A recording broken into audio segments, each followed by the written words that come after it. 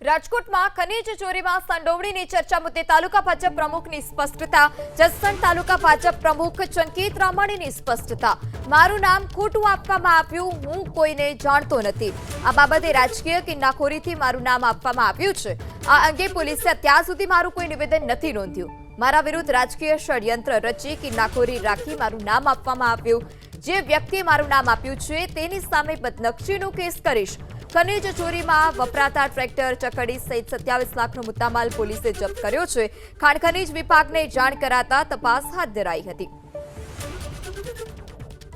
IG સાહેબ દ્વારા ખનન માફિયા ઉપર રેડ કરવામાં આવી ત્યારે આ રેડમાં બીજે દિવસે અંકિતા રામાણી એવું અલગ અલગ છાપામાં આવેલું અને એટલે મને ફોન ચાલુ થયા. એટલે મેં પીઆઈ સાહેબને ફોન કર્યો.